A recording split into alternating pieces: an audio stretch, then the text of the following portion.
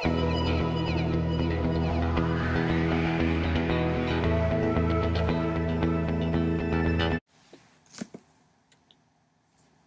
everyone, so welcome to the part 2 of my Allegiant review.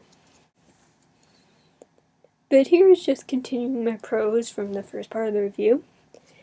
And the last pro that I have written down is that there were a lot of quotable quotes in this book. So I wrote a couple of them down, and I'm going to read them to you, then talk about them a little. So the first one is Triss is thinking about her and 4, and she says, "I used to think that when people found love, they just landed where they landed, and they had no choice in the matter afterward. And maybe that's true of beginnings, but it's not true of this, now.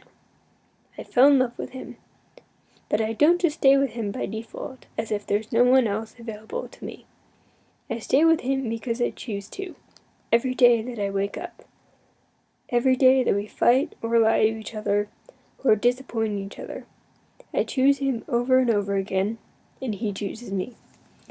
And I really like that quote because I feel like it really explained 4 and Triss's relationship in this book, and how even though they were encountering a lot of problems in their relationship, they still chose to be with each other. The next quote is 4 at the end of the book, just thinking about life in general. And he says, "Since I was young, I have always known this. Life damages us. Everyone. We can't escape that damage. But now, I am also learning this. We can be mended. We mend each other." And that line just, I don't know why, I'm not sure if it's supposed to, but it gives me a lot of sort of warm and fuzzy feelings, because it just, 4 has been through a lot at this point, and the fact that he still thinks that things can get better and that he can be mended and everything like that, it makes me happy. So that's why I like that quote. And I think it's a good quote, definitely. And that is it for my pro and con list. Spoilers.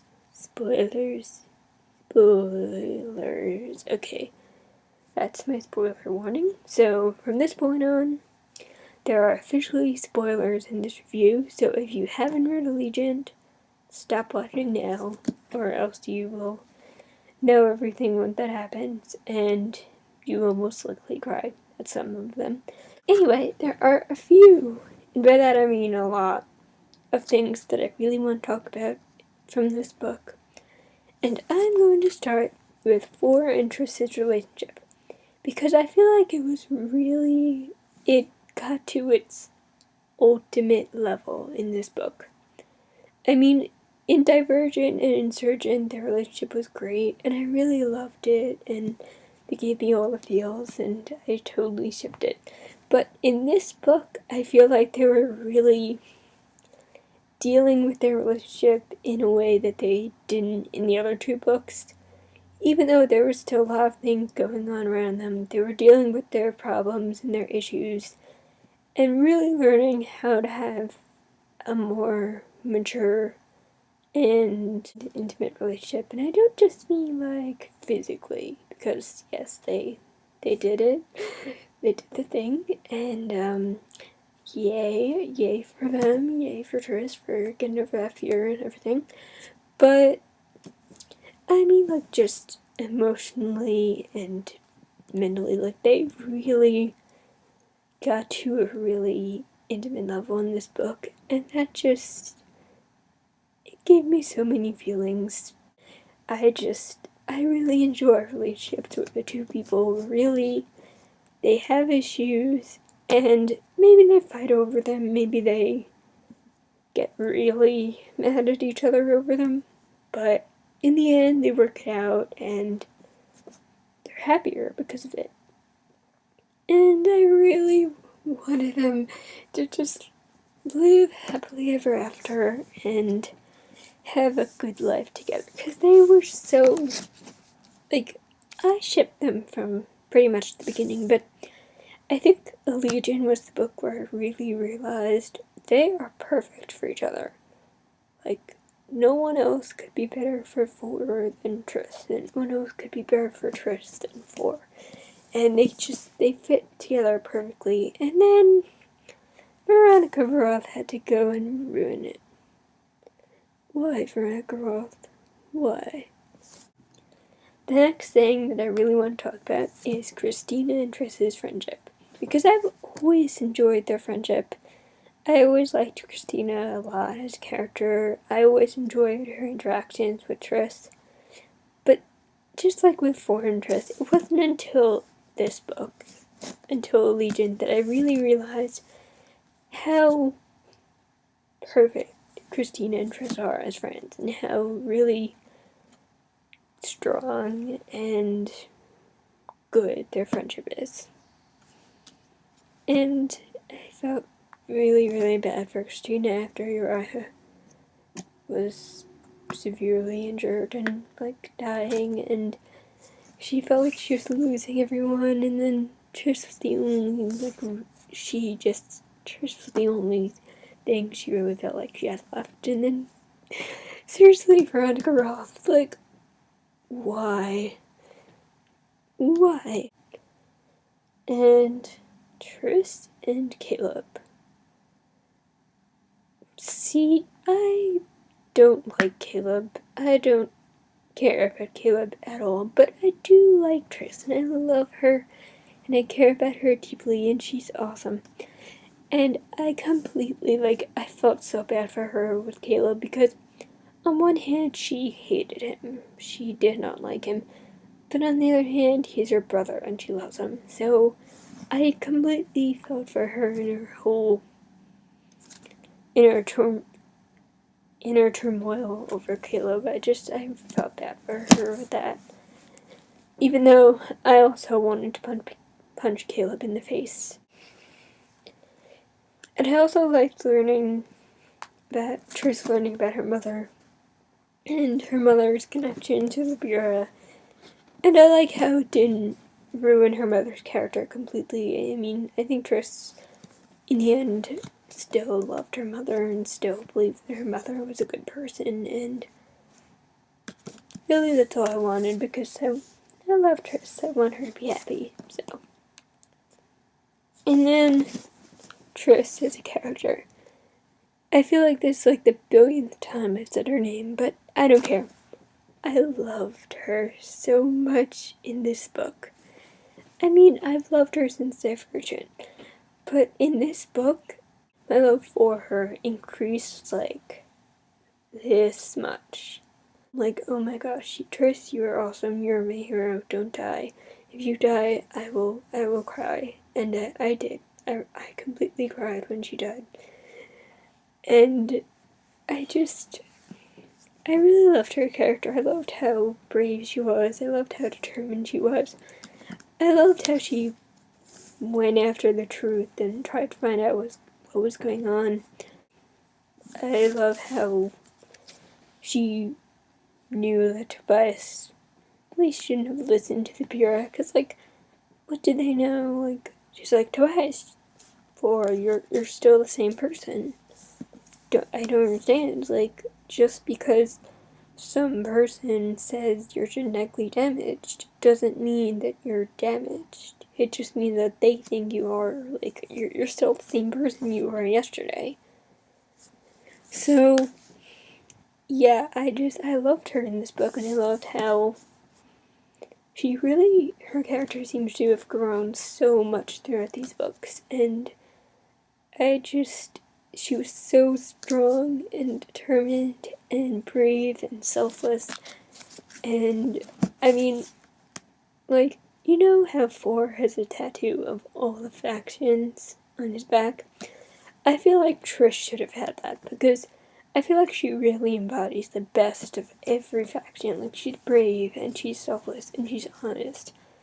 Not always honest, but she wants to know the truth, and she's doesn't want to act violently if she doesn't have to, and she embodies like the best of everything. She's just amazing. But she's not perfect. She's flawed, and she's impulsive, and she does things, and you're like, no, don't do it. Don't do it, but you know what she's doing, and you love her for it, even if she makes a mistake, and she does make mistakes. She's flawed, but she's amazing, and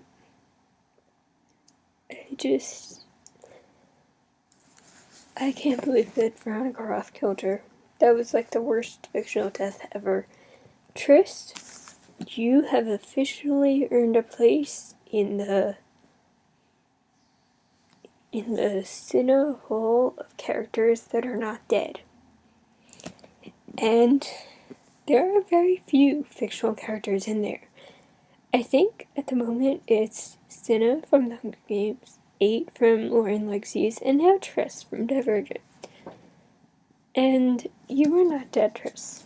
I'm telling you right now, I'm not sure what possible headcanon I can come up with, but I will think of something, no matter how ridiculous it is, to put you in there.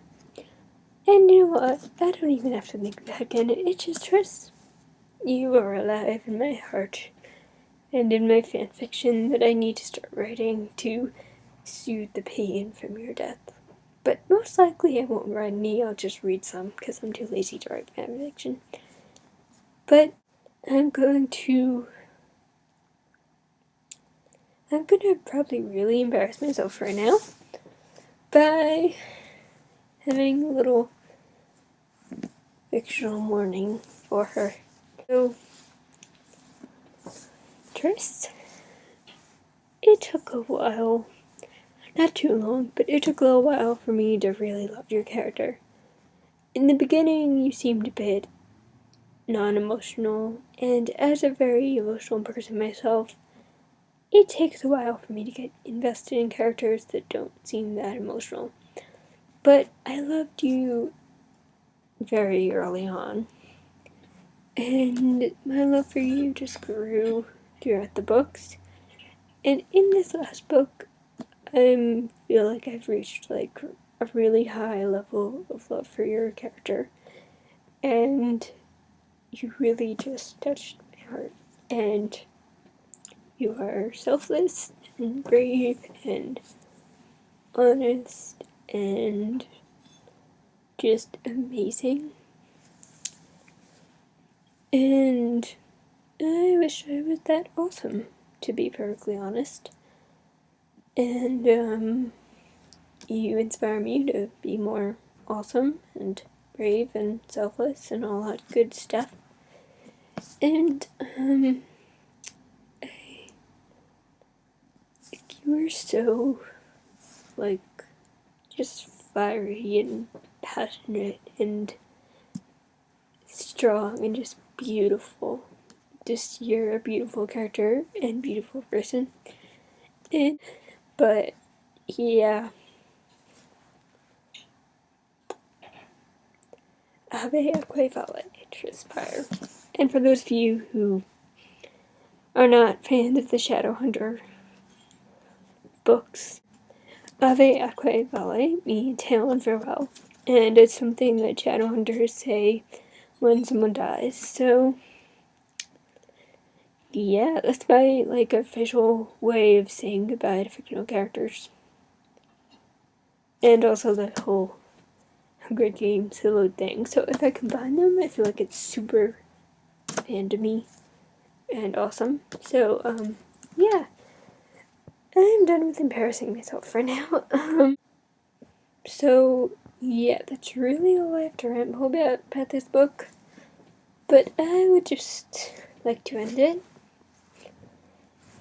by saying that I really love Tris, and I can't believe she's dead, and just to all of you watching, be brave and be selfless, and be honest, and be peaceful, and be all the good things that you can be. And be intelligent too. I forgot erudite. Oops. Which is weird since I actually think I'm an erudite.